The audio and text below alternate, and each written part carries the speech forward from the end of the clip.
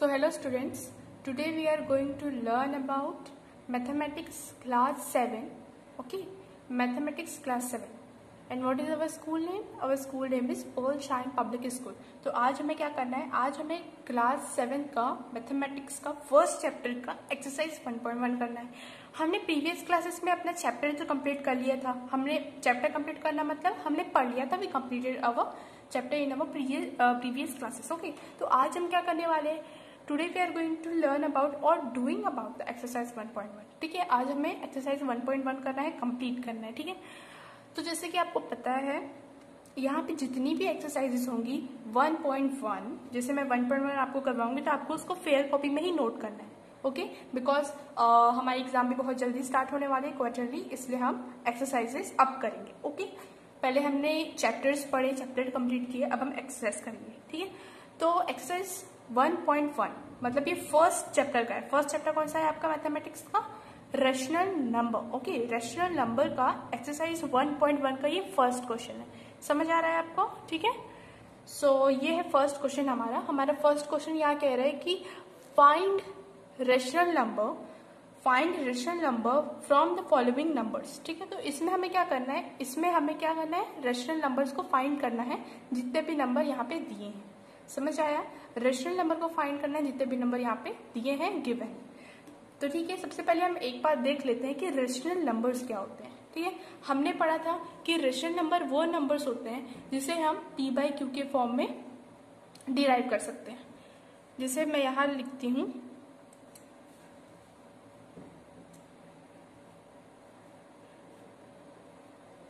Rational numbers are those numbers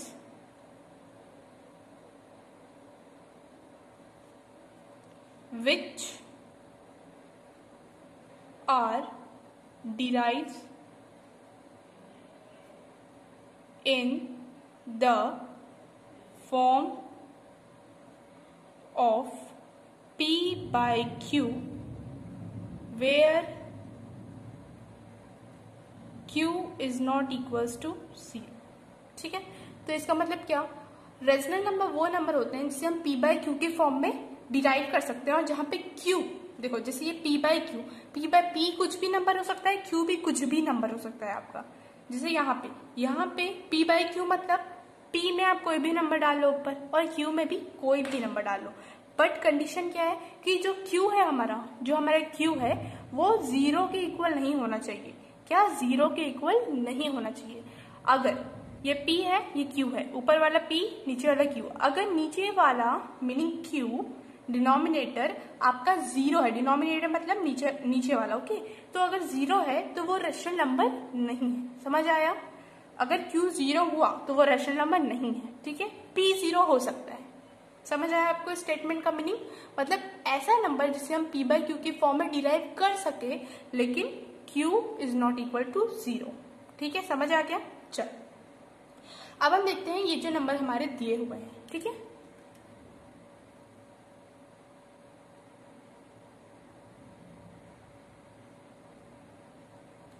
तो देखो यहाँ पे हम लोग कुछ नंबर्स दिए हैं, हमें बताना है कि ये रेशनल नंबर है कि नहीं है, ठीक है। तो इसको भी हम इसी डेफिनेशन से सॉल्व करने वाले। कैसे? देखो, first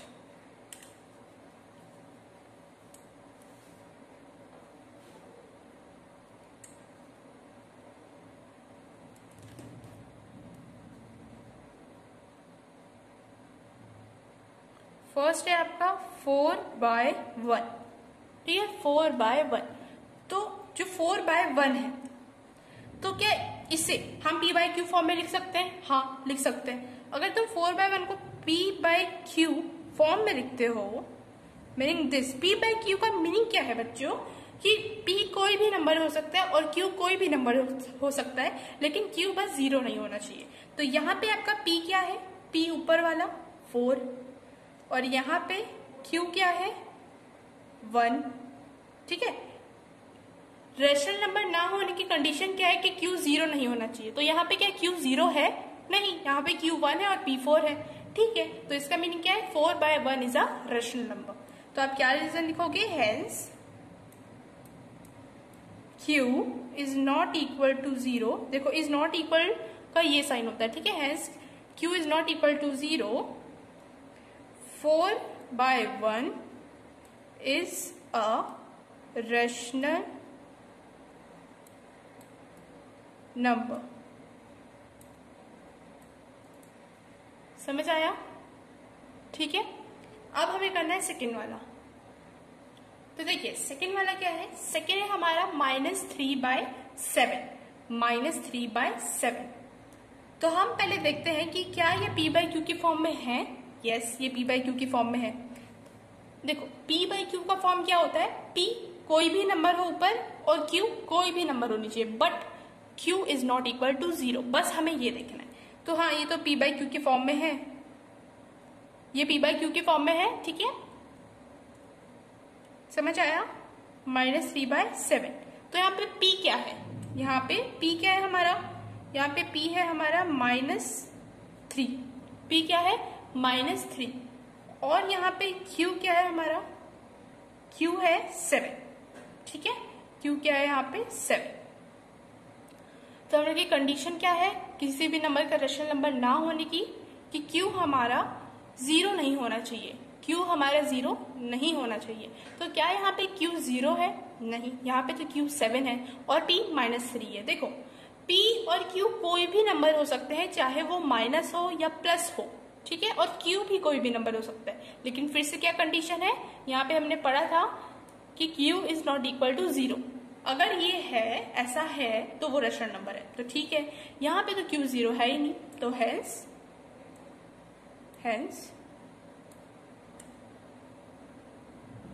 q is not equal to 0, -3/7 is a rational number। समझ आया आपको, ठीक है। अब हम करते हैं थर्ड। सो हमारे थर्ड है -27। अब आप सोच रहे होगे -27, तो क्या ये p/q फॉर्म में है, देख लेते हैं, p/q फॉर्म में है क्या -27। बहुत बच्चे सोच रहे होंगे यहाँ पे तो एक ही नंबर दिया हुआ है, तो 2 नंबर होना चाहिए ना, 1 ही नंबर दिया गया है, पर 2 नंबर्स होने चाहिए। तो अगर कोई भी नंबर के, मतलब कोई भी नंबर ऐसे ही सिंगल लिखा जाता है, तो हम क्या करते हैं, उसके नीचे में 1 लगा देते हैं। इसका मीनिंग भी -27 ही होता है, लेकिन हम 1 इसलिए लगाते हैं कि हम रेशनल नंबर उसे दिखा पाए। समझ रहे हो, अगर -27 तुम्हें दिया है और तुम्हें कहा जा रहा है कि इसे रेशनल नंबर बना के बताओ, तो क्या करोगे, -27 आप लिखोगे और फिर नीचे में 1 लिख दोगे। समझ आया, मैंने क्या कहा, मतलब जैसे देखो p है और q है, मतलब 2 नंबर होने चाहिए, और यहाँ पे हमारे पास -27 ही दिया है, तो -27 के नीचे आप 1 लगा सकते हैं, ठीक है।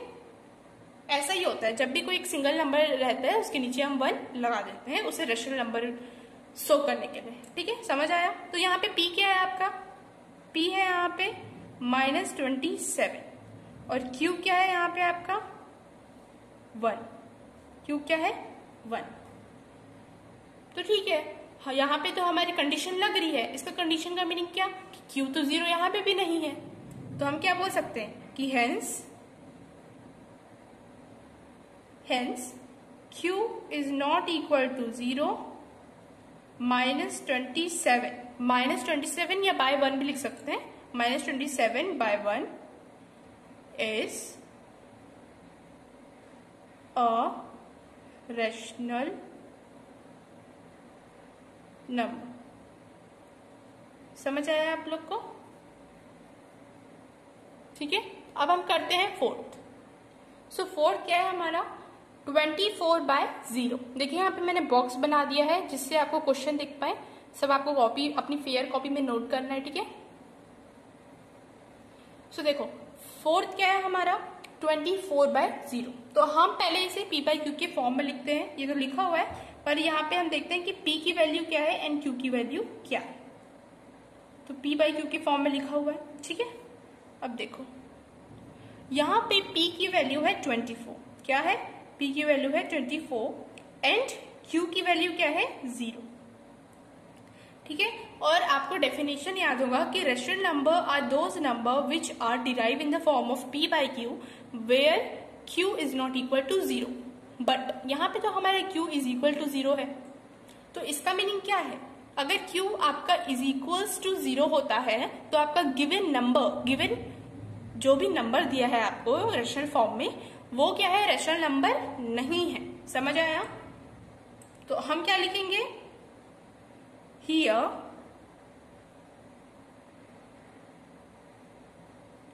q is equals to 0, then 24 by 0 is not a rational number, is not a rational number।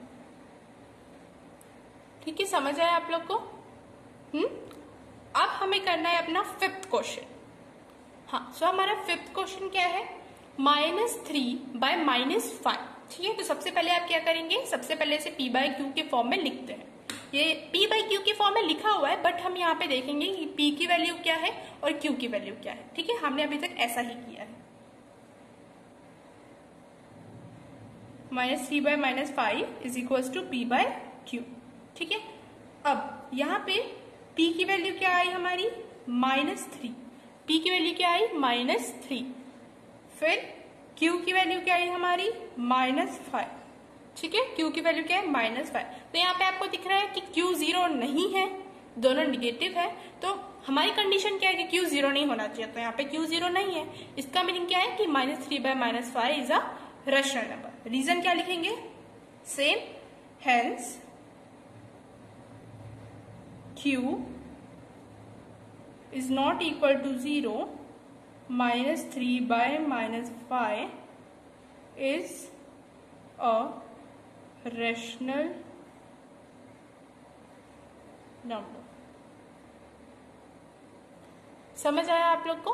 तो ये हमने किया पूरा, यहाँ पे है 1 2 3 4 5।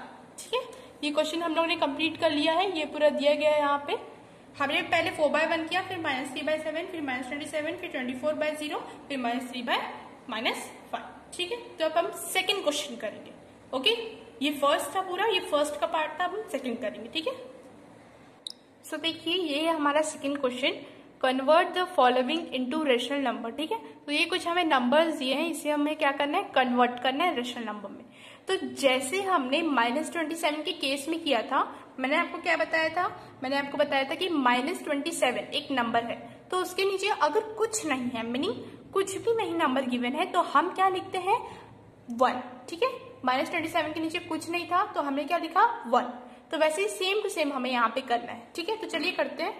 ठीक है, तो ये हमारे क्वेश्चन है, -38, 17, 0, -100 और 79। ठीक है, तो इसे हमें कैसे लिखना है, जैसे फॉर एग्जाम्पल -38 है। ओके, -38 है, तो -38 पहले हम लिख लेंगे, जैसे हम पहले लिख लेते हैं p by Q. p by Q लिखा हमने, तो यहाँ पे p की वैल्यू है हमारी -38 और -38 के नीचे कुछ भी नहीं है, मीनिंग क्या है, 1। समझ आया? तो यहाँ पे हमारा हो गया, p की वैल्यू आ गई -38 एंड q की वैल्यू आ गई 1। समझ आया? आपको ऐसे ही लिखना है। ठीक है, ऐसे आपने लिखा। अब हम करते हैं सेकेंड वाला। सेकेंड वाला क्या है, 17। तो 17 भी p बाई क्यू लिखिए। 17 आप ऊपर लिखते हैं न्यूमरेटर, और नीचे कुछ नहीं, डिनोमिनेटर में कुछ भी नहीं, तो हम क्या लिखते हैं, 1। तो 1 हमने लिख दिया डिनोमिनेटर। तो यहाँ पे आप अब इसकी वैल्यू लिख सकते हो, q इज इक्वल्स टू 1। समझ आ रहा है ना कैसे कर रहे हैं हम लोग? अब देखिए यहाँ पे 0 है, तो p बाई क्यू, p की वैल्यू क्या आ गई, 0, और 1 की वैल्यू, q की वैल्यू क्या आ गई, 1। अब आप बोलोगे कि हमारा तो 0 नहीं होना था, ऐसा नहीं है। देखो यहाँ पे क्या लिखा है कि q is not equal to 0, q 0 नहीं हो सकता, लेकिन p 0 हो सकता है। q तो हमारा 1 है यहाँ पे, और p क्या है, 0 है, तो ये रेशनल नंबर है। समझ आया? तो p की वैल्यू क्या हो गई, 0, और q की वैल्यू क्या हो गई, 1। ये आ गया आपका आंसर। ठीक है, अब है हमारा -100। तो -100 भी हम सेम टू सेम लिखेंगे वैसे ही, p बाई क्यू। न्यूमरेटर क्या है हमारा -100 और डिनोमिनेटर कुछ नहीं है, मतलब क्या है 1। तो यहाँ पे आप वैल्यू लिख दीजिए p इज इक्वल्स टू -100 और q इज इक्वल्स टू 1। समझ आया? अब 79 भी सेम टू सेम लिखना है, बहुत ईजी है, ठीक है। p बाई क्यू 79, नीचे में कुछ नहीं मतलब 1। p आ गया आपका 79 एंड q क्या आ गया आपका 1। ये हो गया हमारा आंसर।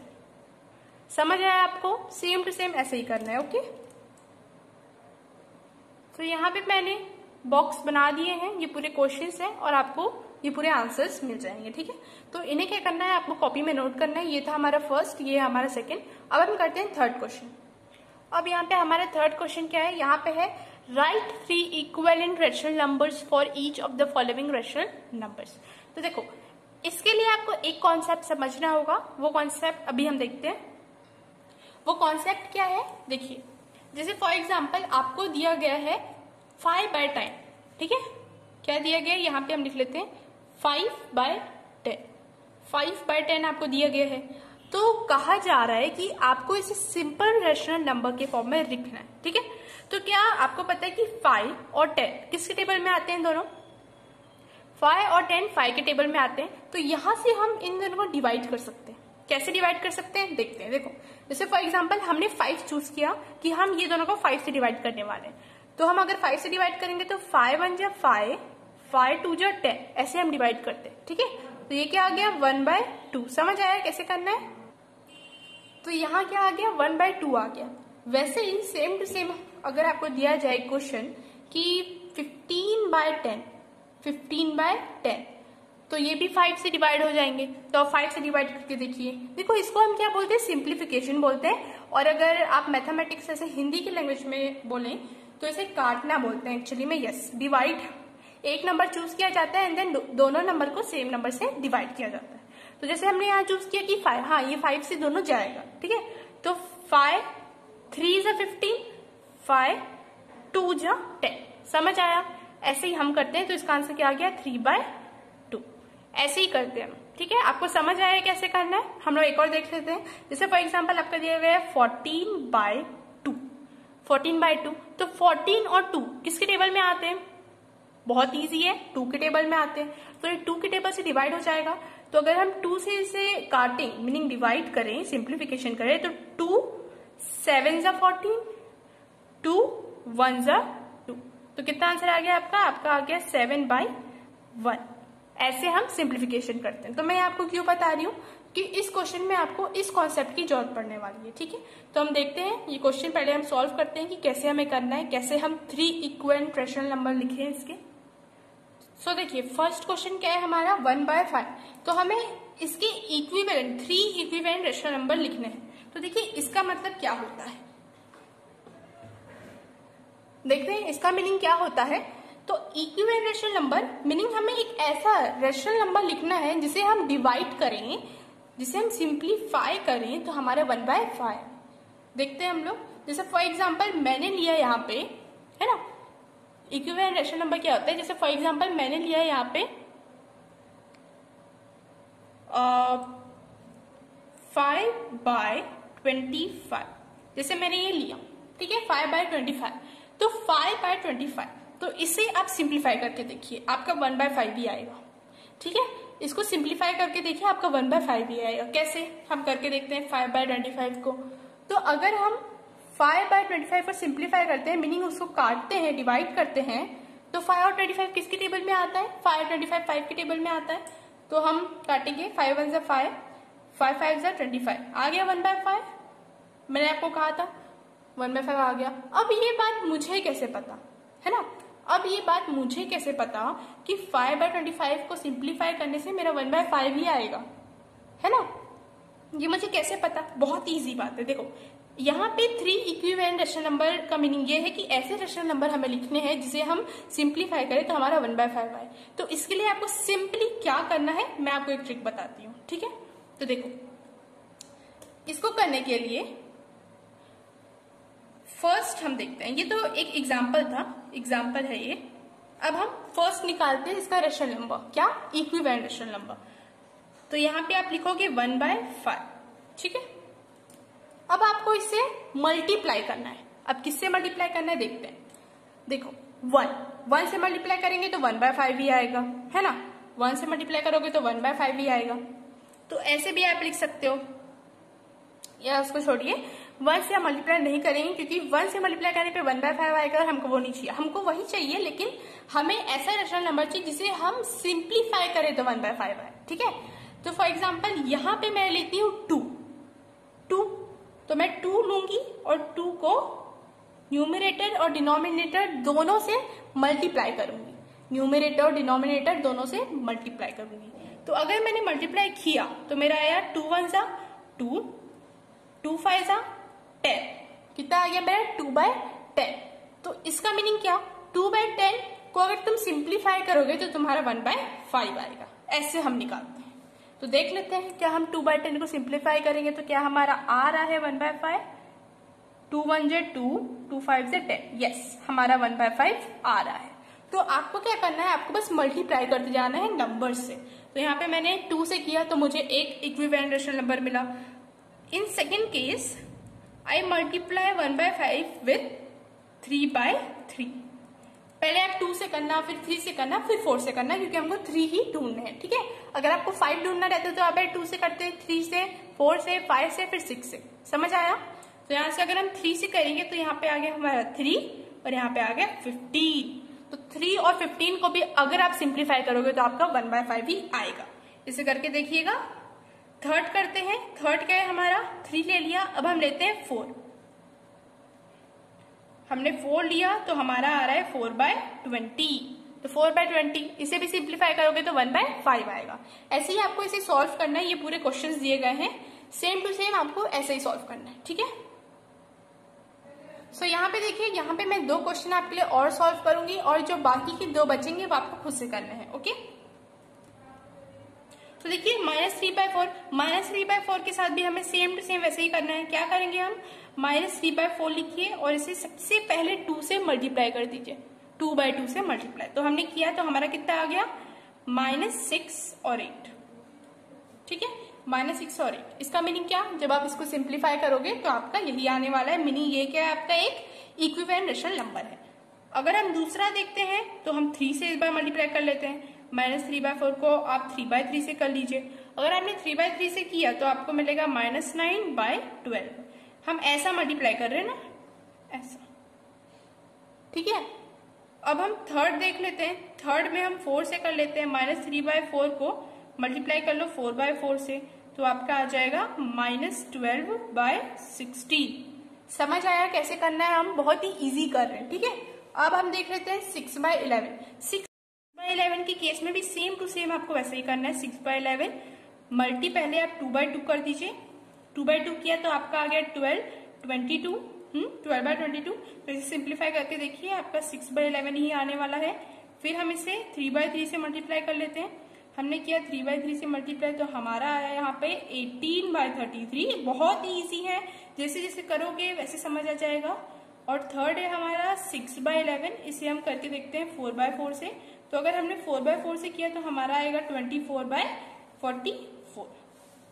अब आप सोच रहे होंगे मैं इतना फास्ट कैसे कर रही हूँ, क्योंकि अगर आप जितना प्रैक्टिस करोगे आपको उतने समझ आने वाला है, ठीक है। तो हमने ये कर लिया। हमने क्या क्या कंप्लीट किया, हमने पहले 1/5 कंप्लीट किया, फिर -3/4 कंप्लीट किया, फिर 6/11 कंप्लीट किया। तो इसका मीनिंग ये है कि -5/8 और 4/3 आप करोगे, okay. So thank you guys. आज हमने 1.1 का हाफ कंप्लीट कर लिया है। ये था हमारा फर्स्ट पार्ट। तो मिलते हैं सेकेंड पार्ट में। Thank you guys and bye.